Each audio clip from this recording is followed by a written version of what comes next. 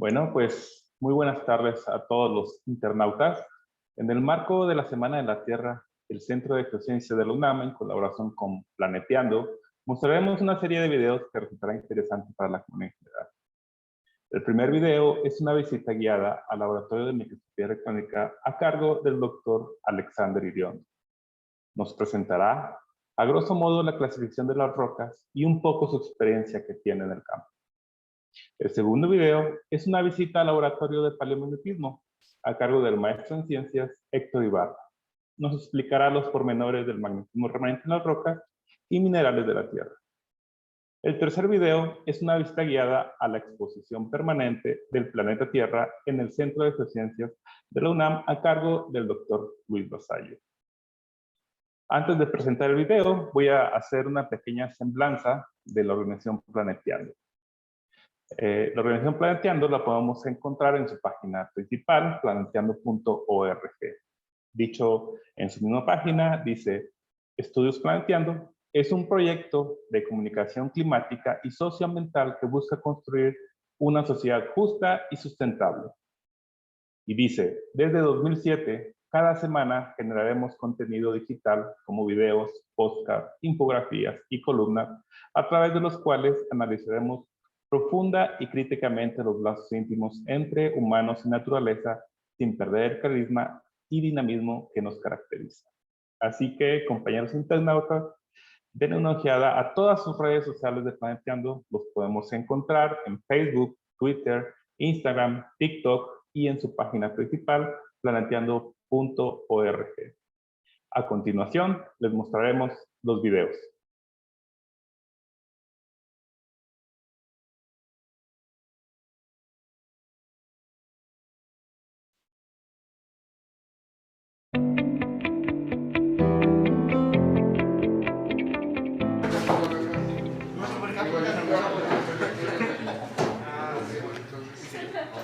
Está chido tu gorrito. Bueno, chicos, les presento al doctor Alex Iriondo. Él es el investigador encargado de estos laboratorios. ¿Quiere que nos dividamos en palomitas?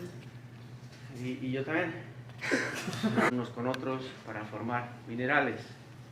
Sí, y esos minerales son los que forman las rocas. Sí, para algo son esos minerales. Están en química inorgánica, ¿verdad? Sí. Bien, entonces la primera pregunta es para el lesionado.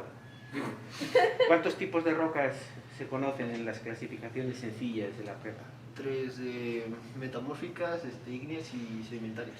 Órale, de lujo. Se nota que... Oye, ¿alguien me está llevando el tiempo? Sí. Sí, seguro. Las definiciones Bien. Entonces eso es una roca volcánica, Sí. es un basalto. Entonces, bueno, ya saben lo que es el magma. El magma es roca fundida. Normalmente para fundir magma, para fundir una roca, esa roca ha de estar a unas profundidades y, bueno, unas presiones y temperaturas que requieren una profundidad significativa, ¿sí?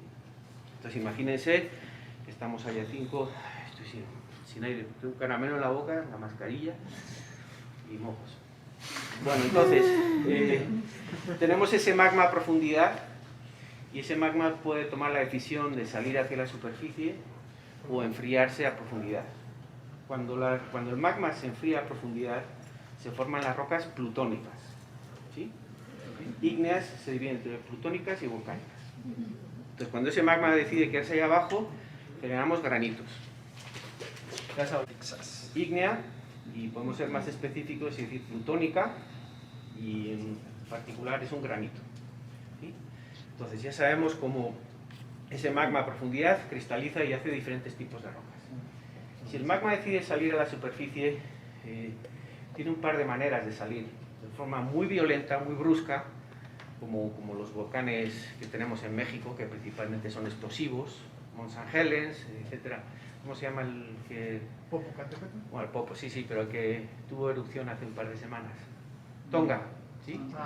Están de acuerdo que ese era un volcán violento, ¿verdad? Bueno, pues cuando los volcanes son violentos, se forman rocas volcánicas de tipo piroclástico. El otro día estuve buscando una roca piroclástica, no encontraba, y bueno, resulta que lo tenemos por todo el cegeo. Este piso es de roca piroclástica, ¿no? Entonces ahora ya no me molesto en buscar una roca piroclástica. En el otro miembro final es el vulcanismo, menos violento, más tranquilo, el que se saca bonitas fotos, la lava, que puedes ahí coquetear con la lava así, son los de Hawái. Los de Hawái, ¿sí?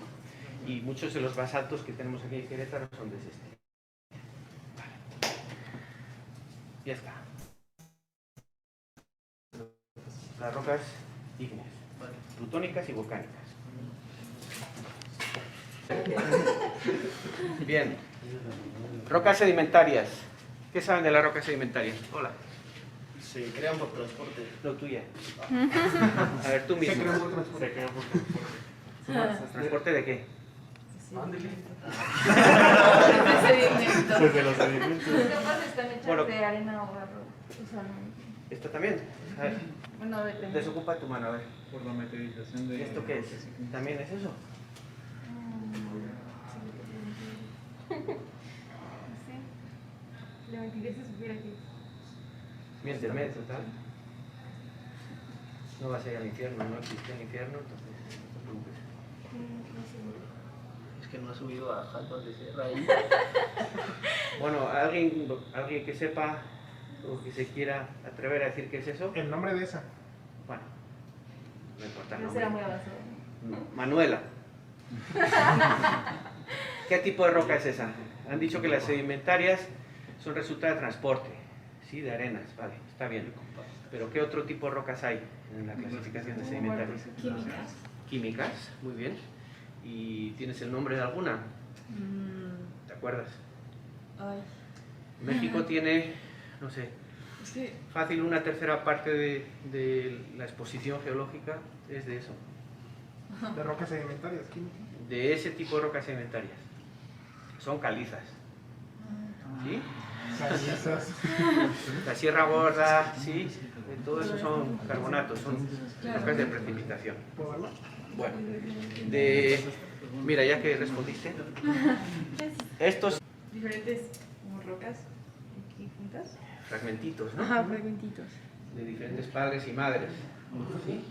Esos son pedacitos que fueron transportados por agua, viento no creo porque es un poco grande, pero principalmente Está agua, cerca de o incluso un hielo río. también puede ser, ¿no?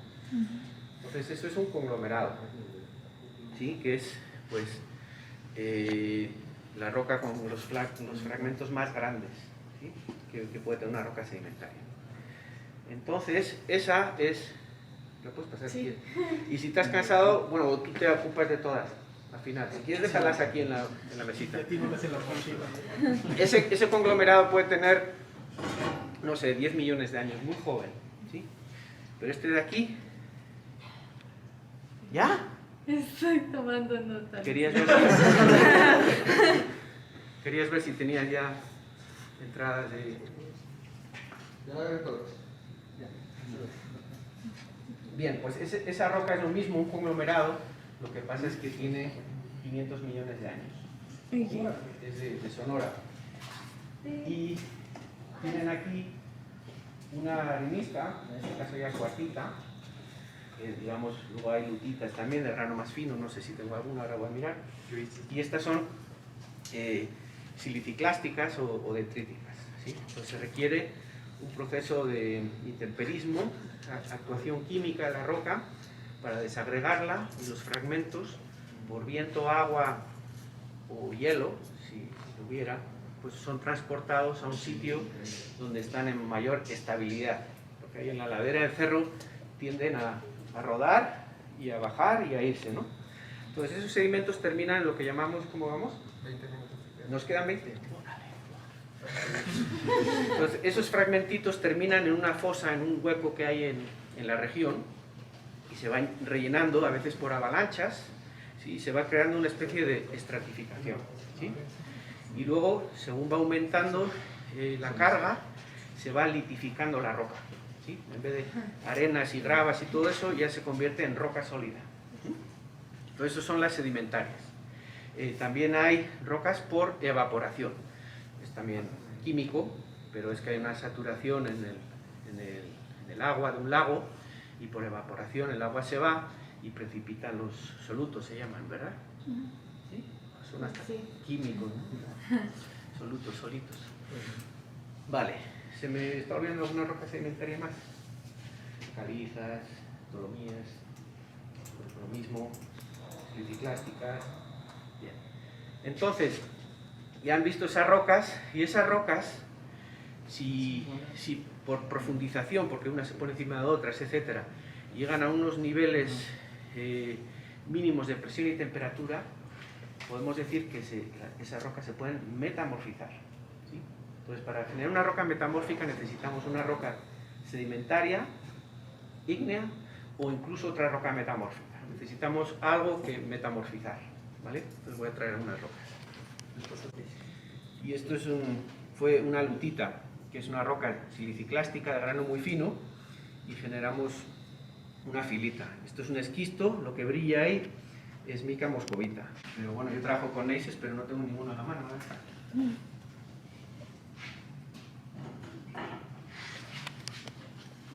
Les he dicho que llevamos la roca en unas condiciones que llamamos dinámico, que las rocas son aplastadas y deformadas, y esto es un granito que está neisificado, y luego tenemos aquí una banda de milonitas. Eso es básicamente cizalla, ¿sí?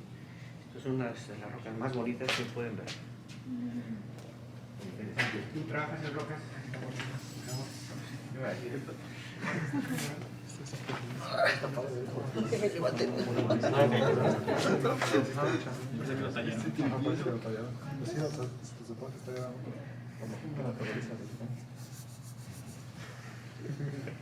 Es que no traigo lente. ¿Ven un brillo por aquí? ¿Un brillo? ¿Lo ocupan? ¿Qué es que la cosa? No sé. ¿Lo ocupan de este lado? No, pero no.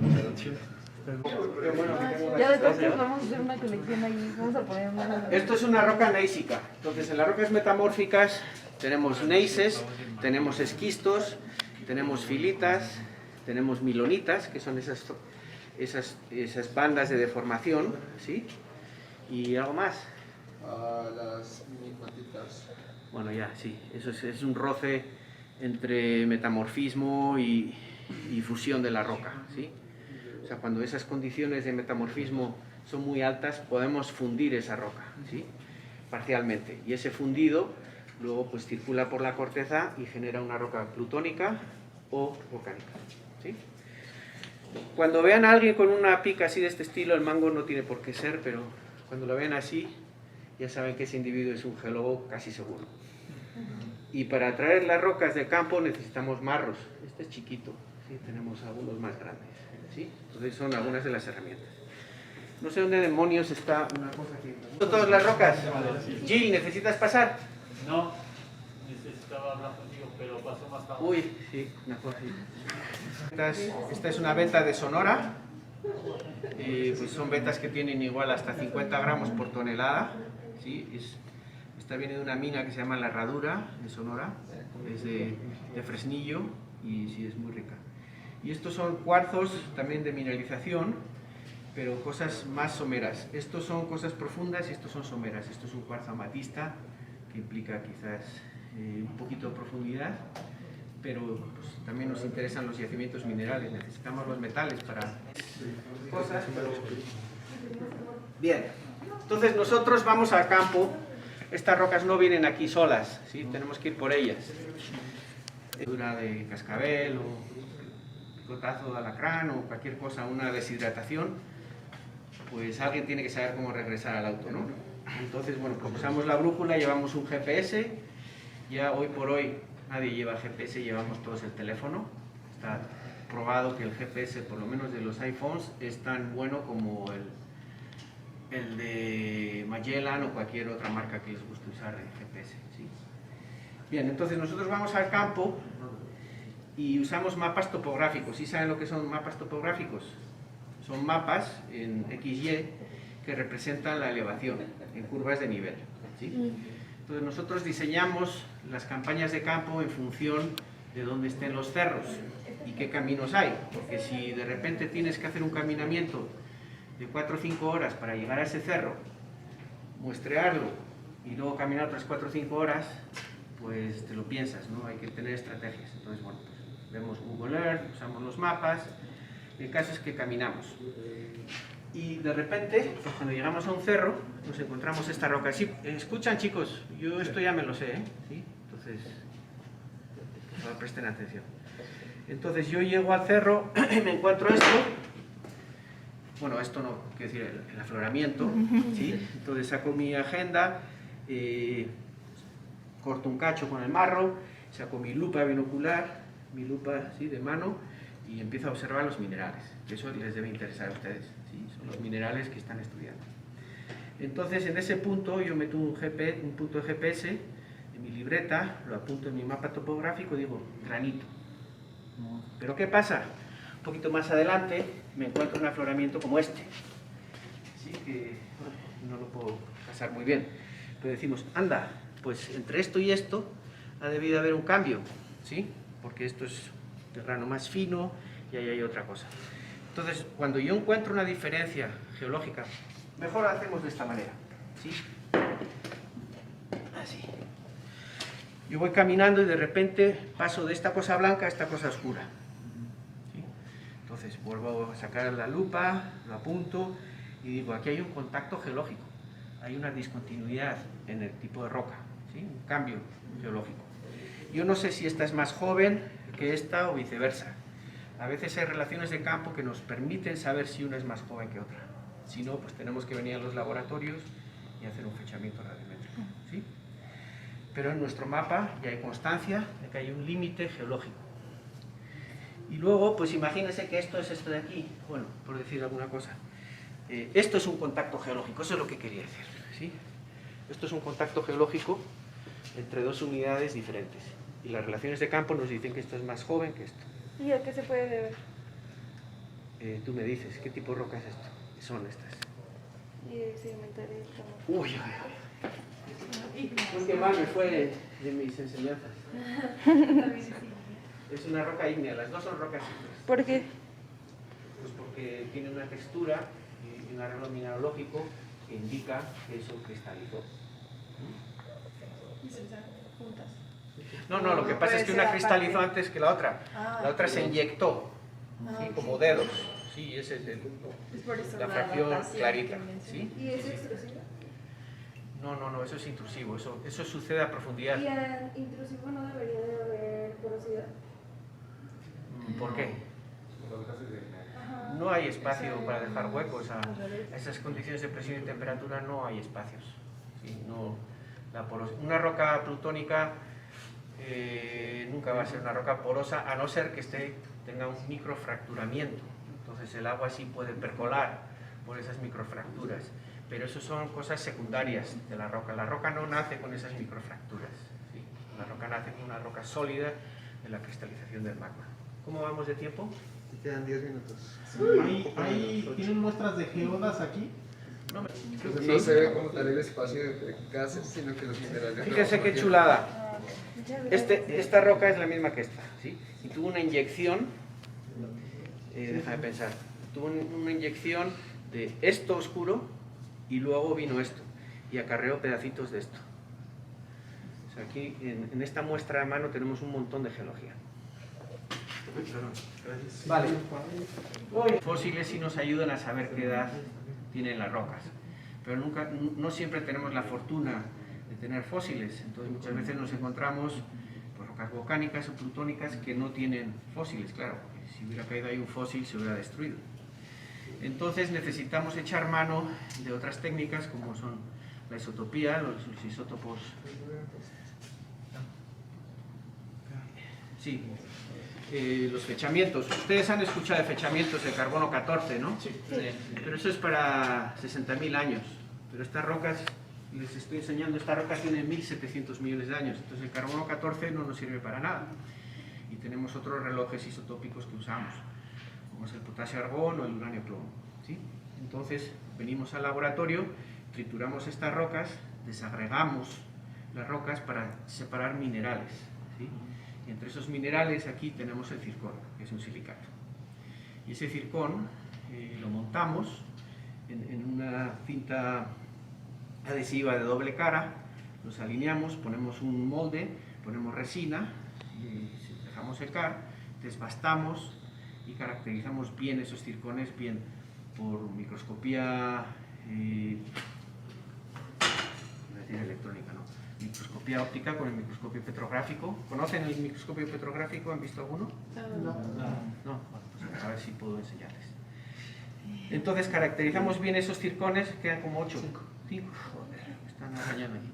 Bien, entonces esos circones los llevamos al laboratorio de estudios isotópicos y los fechamos. Entonces podemos saber las edades de las cosas. Ahí donde quedó esa muestra bonita. Bueno, pues podemos sacar 3 fechamientos de allí. De hecho, sí, 3. Y podemos... Ahí sacamos la relación relativa. Uno es más joven que el otro. Pero ¿cuánto más joven? Pues los fechamientos nos sirven para eso. Y entre los fechamientos y los trabajos de campo, pues lo que hacemos son mapas, ¿sí? Donde salen las diferentes unidades geológicas, ¿sí? Entonces nosotros lo que hacemos son mapas. Bien. Mineralogía. Aquí hay un microscopio petrográfico. Lo que caracteriza este microscopio es que tiene una platina rotatoria, ¿sí? Los biológicos no tienen platina rotatoria. Entonces, si hay 2 minerales con las mismas propiedades ópticas características, es el mismo mineral, no les engaño. Entonces, con el microscopio petrográfico vamos descartando los minerales, ¿sí? Por color, por color, sus propiedades ópticas, ¿sí? Pleocroísmo, etc. Extinciones, todo es mineralogía al final, es todo cristalografía, quise decir, ¿sí? Entonces, esta es la herramienta para ponerle nombre y apellido a un mineral. ¿Sí? Es decir, es un silicato y es tal, ¿sí? También puedes llevarlo a una sonda electrónica y saber su composición, pero eso no tiene tanto mérito. Con esto podemos, con un poco de pericia, podemos definir qué mineral estamos viendo, ¿sí? Entonces que sepan eso. Y pues como tenemos muy poco tiempo, les pido una disculpa por la desorganización. Normalmente yo tengo otra estructura. Para ustedes es más fácil que para la gente de otros estados, ¿no? Porque están en su casa aquí, ¿no? Entonces, si les gusta algo de lo que ven o de lo que puedan ver en las páginas de web, pues no duden en contactar a los investigadores y ver si hay alguna oportunidad. Pero esto para ustedes es fundamental, ¿sí? O sea, ya han pasado un par de meses de clases y no les han hablado del microscopio petrográfico para identificar los minerales. No sé, es como pues, motivador, ¿no? Porque ¿cómo sabes que eso es eso? Esa es la pregunta, ¿sí? Con la lupa puedes intuir, pero quizás alguien con pericia con la lupa puede identificarte 15, 20 minerales. Y hay cientos, entonces necesitas ir a sus propiedades ópticas. Y hay libros de consulta donde se especifica las propiedades de cada mineral. Entonces, por descarte vas hasta que consigues el nombre y el apellido. ¿Qué? ¿Alguna pregunta? No había tiempo para preguntas. ¿Qué tamaño? ¿Qué tamaño de muestras estudiamos en el laboratorio? ¿Dices en el microscopio? Sí.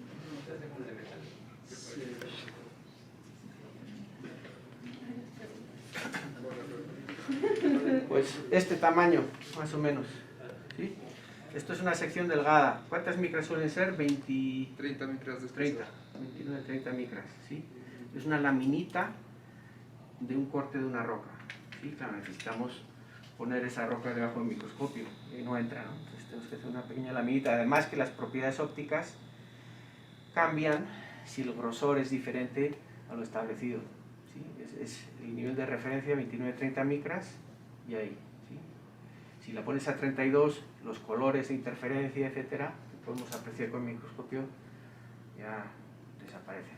Por eso es importante tener calidad.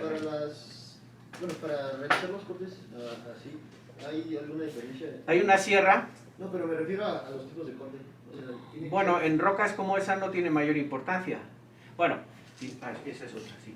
O sea, aquí, pues, yo lo que haría es una sección que incluya los 3. Este es lo mismo que este, entonces no tiene sentido. Pues para ver el borde de reacción entre estos magmas y ver las composiciones de los 3 para ver qué mineralogía tiene cada uno de esos colores. Y en las rocas de deformación, la milonita, bueno, no les voy a enredar mucho, o sea, hay que buscar una orientación donde puedas ver indicadores cinemáticos de movimiento, de cómo se desgarró esa roca, ¿no? Entonces hay que hacerlo de diferentes maneras. Y bueno, pues tenemos todos los medios para hacer aquí las secciones. De hecho, contamos con los 2 mejores laminadores de México. Aquí en el centro de ejercicio. Cortar mis cosas. Sí, me dan permiso, claro. Depende de qué tengas que cortar. Una roca de ahí arriba del cerro. Sí, sin roca sí, pero bueno. Bien, oye, pues perdón por lo... ¿Pueden deducirlo nada más por la palabra? Paleo. De fósiles. De fósil, o sea, de algo antiguo. ¿Y magnetismo? Pues magnetismo. Entonces, estudiar el campo magnético actualmente es fácil. Cualquiera puede checar datos de observatorios magnéticos o salir tú con tu aparato y ver, o con una brújula y hacer los cálculos. El problema viene cuando queremos ver cómo era el campo magnético en el pasado. Ahora, ¿por qué queremos ver eso? ¿Ha cambiado el campo magnético? Sí. ¿Qué tanto? Según el movimiento de la Tierra. Ok. ¿El polo norte siempre ha apuntado hacia el norte? No. Ok. Hace unos años se dieron cuenta de que hubo cambios. El polo magnético generalmente está moviéndose, pero es poco. Generalmente siempre apunta hacia el norte, podemos guiarnos. Pero alrededor de más o menos 1 millón de años, los polos se invierten. Entonces ahora las brújulas apuntarían hacia el otro lado. Entonces, no tenemos acceso al núcleo líquido de la Tierra, pero por teoría sabemos que ahí es donde se genera el campo magnético. Entonces, hacer toda esa reconstrucción del campo magnético nos da información de cómo son las perturbaciones y movimientos en el núcleo. Ahora, ¿cómo hacemos eso? Toda la información está en estos núcleos, en las rocas. Generalmente usamos, por lo menos yo, lavas, pero hay gente que utiliza otros materiales, ahorita los vamos a ver. Cuando sale la lava, trae mucho material ferromagnético, pero viene muy caliente, viene por encima de la temperatura de Curie. Entonces todos los movimientos son aleatorios. Conforme se empieza a enfriar, ¿dónde creen que empiezan a apuntar todos los pequeños dipolos? Por debajo de la temperatura de Curie. Sí, pero ¿hacia dónde? ¿Cuál es el campo magnético que está siempre? Pues el terrestre. Entonces poco a poco se empiezan a orientar. Y cuando se enfría la roca quedan congelados. Entonces dentro de esto hay un montón de pequeños dipolos apuntando a la dirección del norte en el momento en que esto se enfrió. Es una brújula que se quedó congelada en el tiempo. Entonces podemos sacar la dirección de esto, y ya sea de dos, que fechemos esto o que ya sepamos en qué año hizo erupción el volcán. Decimos, ah, mira, en ese año el polo norte apuntaba hacia allá, o hacia el otro lado. Entonces mientras más datos tengamos podemos reconstruir cómo ha ido viajando el polo. Bien, generalmente se perfora esto, o si sale más largo mejor, para cortar muchos especímenes, se busca tener esto. Y se marca, se orienta, así en qué ángulo está, hacia dónde está el norte en ese momento, norte geográfico, norte magnético, y se hacen los cálculos para ahora sí, dependiendo de cómo perforemos, no influye en la medición y obtener el verdadero norte. Esto ya es un núcleo, ahí está la marca para empezar a medir. Ahorita vamos a pasar a ver los aparatos. También se puede hacer con suelos, polvos, sedimentos del lago. Simplemente se encierran estos cubitos y se hace la medición. Teníamos una amiga que hacía mediciones con plantas. ¿Han visto esas pequeñas plantas, las tilancias, las que se agarran a otros árboles o luego en los cables de la luz? Sí. Lo que ella hacía era las lavaba, las ponía ahí en ciertos lugares del centro, las dejaba un mes y luego medía cuánto era la concentración de materiales ferromagnéticos que se habían acumulado por los autos generalmente. Entonces era un buen medidor de la contaminación. Y esto es una muestra arqueológica. Adentro de esto hay un fragmento de cerámica. Tenemos un amigo que va a Lina, entonces pide que le den cerámicas, tienen muchos pedacitos. Entonces los metemos aquí adentro y como es barro cocido, es el mismo fenómeno que ocurre en la lava, nomás que a otra escala. Entonces podemos fechar bastante bien en qué momento estuvieron ahí haciendo cerámicas, muy prehispánicas. ¿Sí? Si quieren podemos pasar adentro para que vean los aparatos de cómo obtenemos ahora sí los datos. Metemos las muestras, calentamos por ejemplo a 100 grados y vemos qué tanto del magnetismo se perdió. Y lo graficamos, para eso está el magnetómetro. Lo calientas a 200 grados y ves qué tanto se perdió. Y así vas quitándole poco a poco. Y y empiezas a estimar la dirección hacia donde está el norte de esta muestra. ¿Qué otra forma podríamos quitarle el campo magnético a una muestra, aparte de calor? Pues con otro campo magnético. Para eso tenemos ese desmagnetizador de campos alternos. Hay otro allá arriba, ese ahorita está en mantenimiento. Entonces lo que hacemos es introducir un campo magnético sinusoidal, que sube y baja. Entonces las partículas magnéticas empiezan a hacer esto, suben, bajan, y lo hace tan rápido que al terminar literalmente las desacomodó. Entonces quedan en una dirección más o menos aleatoria. Y hacemos lo mismo, empezamos a quitar poco a poco y medir. Hay otra manera de desmagnetizar que es con microondas. Muy similar a como un horno de microondas, pero a otra escala, que sería esa pequeña cavidad que está ahí. Y esto es como que nuestro orgullo personal porque solo existen dos. Y este lo construimos desde cero. Literalmente hay cosas de Steren y de la tienda de la esquina ahí, pero funciona totalmente. Porque aparte esto no se puede comprar, no hay nadie que lo fabrique. Ya lo pueden vender. Imagínate hacer otro. Ahora, lo que hacemos ahí, cortamos núcleos más pequeños. Te sientas a dormirte o algo. Introducen esa cavidad, se inyectan las microondas por este aparato que está aquí atrás de ustedes. Y calientan, pero no toda la muestra, como en el horno que calienta todo, sino que aquí las microondas hacen resonar solo los materiales ferromagnéticos. Entonces allá en vez de calentar durante horas y esperar horas a que se enfríe, aquí tarda segundos. Lo cual hace que una medición que allá tome semanas, aquí toma 20 minutos. Y solo lo dejas funcionando y te vas. Ese es un magnetómetro. Metes la muestra ya dentro de ese barril azul y te da las coordenadas en X, Y y Z del campo magnético de esto. Pero para que ese funcione y sea tan exacto, utiliza un principio de superconductor y eso solo se alcanza a temperaturas muy bajas. Entonces tenemos que enfriarlo con nitrógeno líquido y luego que alcanza esa temperatura empezamos a echar a andar el enfriador, que es esta parte que está acá, y entonces empieza a producir helio líquido, todavía más frío. Y, ¡oh! ¿A qué temperatura está el helio líquido? Ay, son como 6 o 7 por encima del cero absoluto.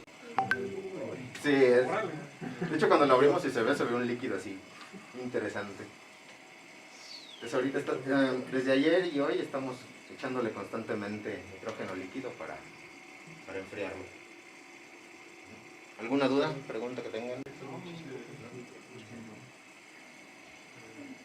Y ahí arriba tenemos otros aparatos, no sé si quieran verlos ahorita que todavía tenemos tiempo. ¿Son muy costosos? Sí. Tristemente sí, cada que se descompone uno es de... Madre mía. ¿Vamos? Bien, todavía tenemos tiempo, podemos verlos de ahí arriba. Sigo pensando que traes una bocina. Sería buen proyecto. Pásale. Ahí se quieren hacer un cuarto de puras muestras.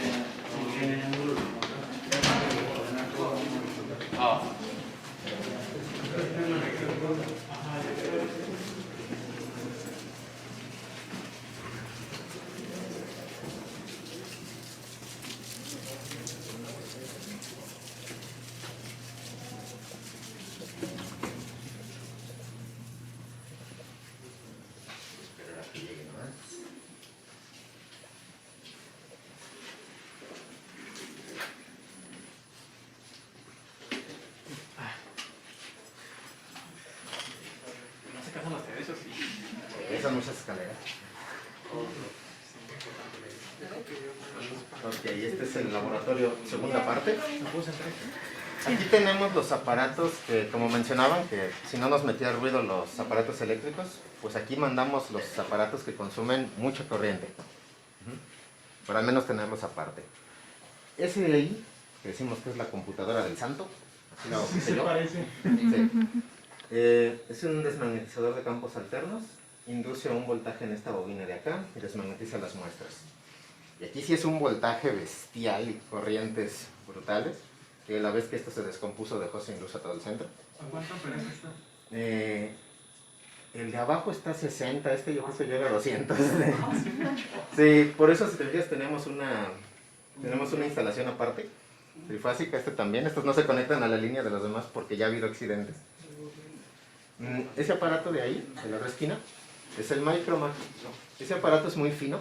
Ese es lo que hace, ponemos una pequeña muestra, así unos pequeños gramos, y la mete en un campo magnético muy fuerte y la hace oscilar. Entonces a partir de esa oscilación, ese aparato determina cuál es la concentración de materiales ferromagnéticos. Cuáles y de qué tipo son, etc. Este de acá es la balanza de Curie. Este también es hechizo porque tampoco existen comercialmente. Este es anterior a que yo llegara. Se lo aventaron entre mi jefe y el encargado del taller de electrónica. Este aparato hace lo mismo. Meten un poquito de muestra allá adentro, dentro de estos grandes imanes. Sí. De hecho se calientan tanto que por eso tienen tuberías de agua para enfriarse. Inducen el campo magnético y empieza a jalar la muestra. Y dependiendo de qué tanto la jala, él calcula cuál es la concentración y qué tipo de materiales ferromagnéticos. Bien, entonces aquí, de hecho para el otro también viene mucha gente de la UAC, sobre todo los de física y materiales, para caracterizar sus materiales que producen en el laboratorio. Entonces para eso vienen mucho a colaborar con ese aparato. Y con algunos otros. ¿Sí? Hay que hacer uno. Hay que hacer uno, sí, hay que hacer más. ¿Alguna duda, pregunta que tengan? ¿Dudas que tengan del campo magnético de la Tierra? ¿Todo claro, en serio? Es que es mucha asimilación. Sí. Yo no entendí por qué tienes que desmagnetizar la muestra. Las muestras no se magnetizan parejo, porque hay diferentes materiales, o hay impurezas, o como llevan cientos de miles de años allá en campo, es muy común que pase gente con imanes o con algo, o si cayó un relámpago cerca. Entonces, déjame ver si tenemos un plumón ahí. Sí, los alumnos eran así. Yo también, que yo era alumno de aquí. Tenemos un vector de magnetización, pero ese vector está construido por muchos vectorcitos. Entonces, por ejemplo, si cayó un relámpago o algo así, vamos a tener una magnetización muy fuerte en otra dirección. O alteraciones que sufrió la muestra, si se oxidó, si hubo reducción, etc. Entonces lo que hacemos, vamos quitando todas. Y las últimas generalmente son las más estables, son las que corresponden a magnetita. Entonces esta es la que realmente tiene la información real, la que nos interesa. Si desmagnetizáramos todo de golpe, obtendríamos la resultante de esto. Que no es.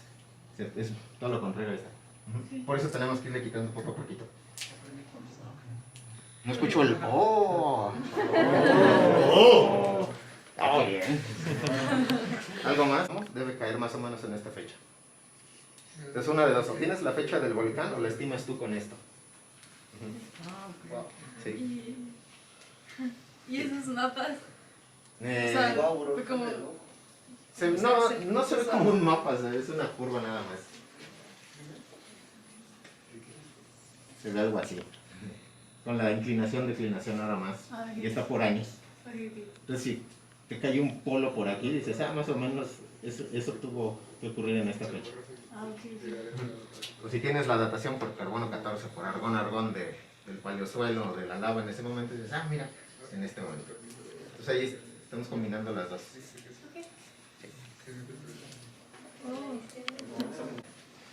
Porque esas ocurren en periodos muy cortos. Literalmente la vuelta ocurre como en 4000 años, que en escala geológica son segundos. Entonces si encuentras una de esas es un buen indicador como para fijar en los mapas. Mira, encontré esta. Esto ocurre justo aquí.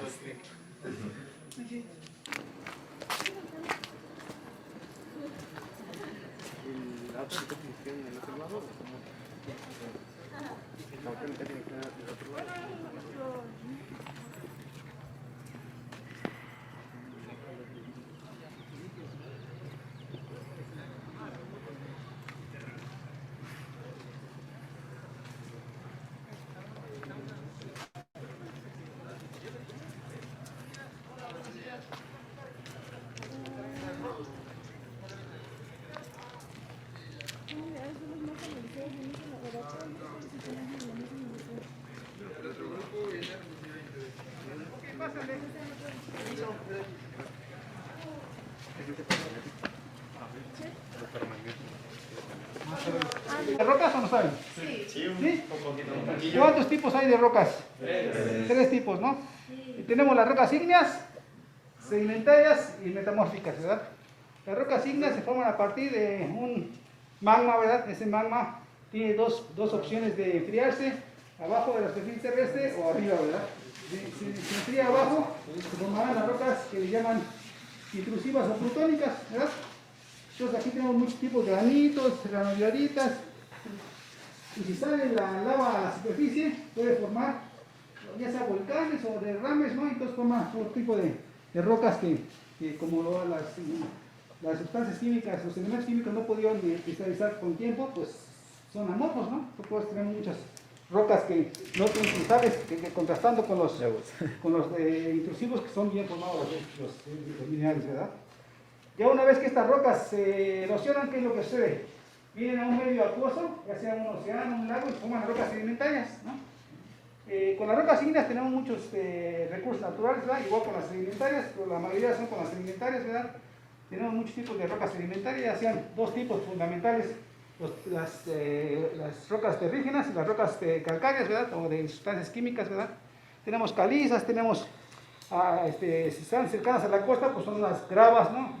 Los que han ido al mar se han dado cuenta que pegado al mar hay granos más grandes, ya se va uno metiendo más adentro, pues ya si se mete muy adentro llega el tiburón, ¿verdad? Pero no se mete muy adentro, ya está más finito en la arena, ¿verdad?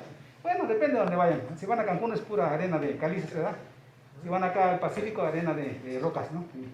Ya cuando estas rocas o estas sufren un cierto hundimiento y se calientan, ¿verdad? O presión, se convierten en rocas metamórficas, ¿verdad? Metas, cambios, cambio de forma, ¿verdad? Y tenemos muchos tipos también de rocas metamórficas, dependiendo del grado de metamorfismo, esquistos, o ya gneisses, o ya eclogitas, ¿verdad? Pueden ser en muchos casos, ¿no? En fin, ¿no? Y acá, bueno, esto es mi ¿no? Acá, perdón, por todo el desorden, acá tenemos algunas muestras que las pueden tocar, ¿verdad? Aquí les voy a pasar esta muestra, a ver, si alguien tiene nariz de perro, a ver que la abuela, a ver qué tiene. Huela la nariz de perro, ¿pueden olerla? No, no es cierto. Aquí hay otra, pásenla para que la huelan. Nadie tiene nariz de perro. ¿A qué huele? Huélala. No huelo nada, la verdad. Bueno, es una roca calcárea brechosa. ¿De ahí? ¿Qué huele? Huele a petróleo. Exactamente, son las rocas que contienen petróleo, ¿verdad? Esa es una parte de un barreno, barrenan, ¿verdad? Y sacan y en los orificios ahí tienen el petróleo, ¿verdad? Obviamente tienen que meter una tubería y todo para sacar, ¿verdad? Así es la cosa, ¿no? Pero qué bueno nariz, Qué bueno. Esta es la roca sedimentaria. Aquí tenemos una roca, un mineral, ¿verdad? Que está compuesto por cloruro de sodio. ¿Alguien sabe qué cosa es? Sí, cuestiones de usar el cloruro de sodio, ¿verdad? Aquí tenemos un mineral que todo el mundo lo conoce, ¿verdad? Lo utilizan todos los días. Después de comer, ¿qué hacen? Se lavan las manos. Se lavan los dientes. Esta es fluorita. También fluorita. Que contiene flor. ¿La conocen o no la conocen? Fluorita, ¿no? Esa fluorita ayuda a, bueno, es caso, ¿no? La mayoría de fluorita la utilizan para confundente en la industria siderúrgica, ¿no? Es como químicos deben de más o menos saber, ¿no? Tenemos otros minerales que pueden servir también en la industria, como este, por ejemplo. Este se llama espalerita. ¿Lo conocen? ¿Espalerita? Espalerita. Tiene zinc. Sí, zinc, ¿verdad? Así es, ¿verdad? Otro mineral es un poco de pirita que sirve como fierro, pero también tiene algo de calcopirita, en fin, ¿verdad? Pueden pasar a verlas para que las vean, ¿no? Y aquí tenemos, ¿saben por qué? Este mineral le gusta mucho a las mujeres. Este mineral contiene diamantes. ¿Por qué le gustan a las mujeres los diamantes?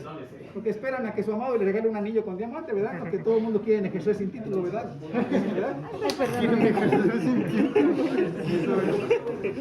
También tenemos otros minerales como este de espalerita o este también, ¿verdad? Este mineral es estibilita, antimonio. Lo utilizan mucho para motores o para todo tipo de costes fundentes, ¿no? Se supone que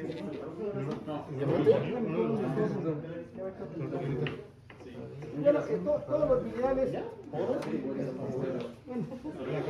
Otro mineral que les gusta mucho a todo el mundo, contiene plata.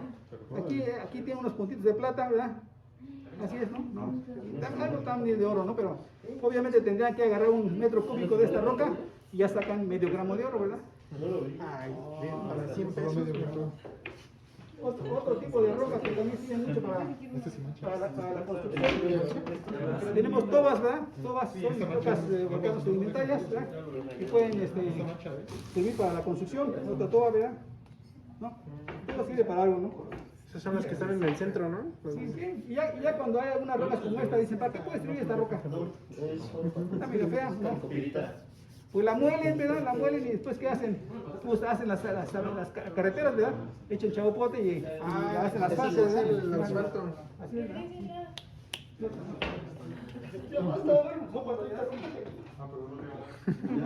Otro mineral también que todo el mundo conoce cuando han ido a Texquiapan son ópalos, ¿verdad? El ópalo, Ópalos, ¿verdad? que es mineral. Pues es vidrio volcánico, ¿verdad? No se lleven las muestras porque pues ya de por sí ya se las han llevado, ¿verdad? Y ya se las quitas, por favor. No estoy agarrando nada. Es como de loseta, ¿no? Por ejemplo, hay muchos yacimientos minerales. Cuando encontramos esta roca que es granito, ¿verdad? Ese granito pues está en contacto con esta caliza, ¿verdad? Caliza, forma yacimientos minerales que pueden contener mucho, como la sonderita que les hace, ¿verdad?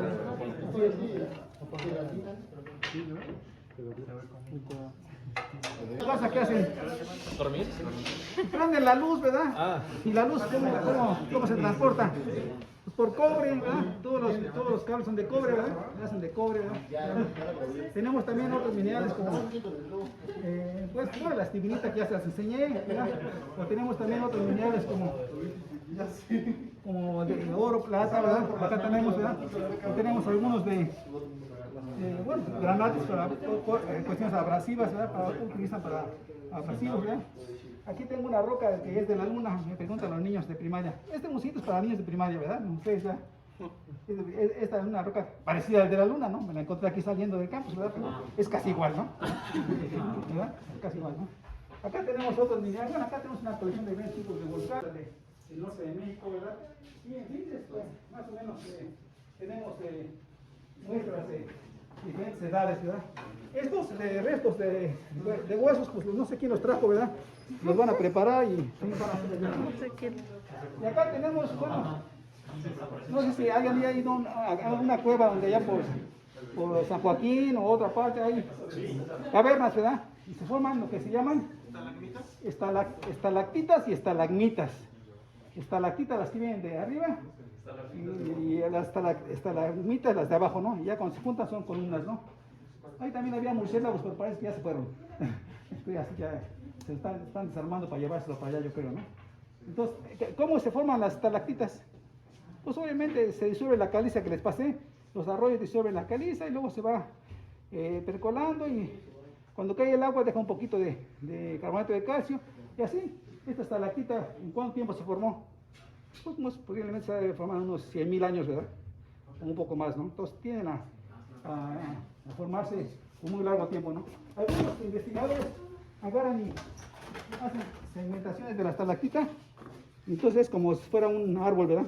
Y ahí hacen determinadas conclusiones en cuanto a lo que haya de oxígeno en aquella época, o si a veces hay una banda medio negra, se supone que hubo algún cataclismo, no sé, en fin, inventan cosas, ¿verdad?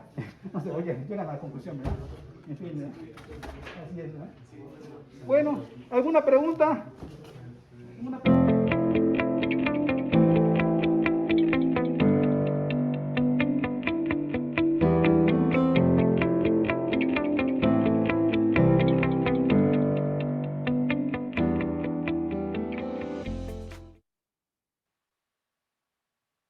Muchas gracias por seguirnos en esta presentación por Facebook.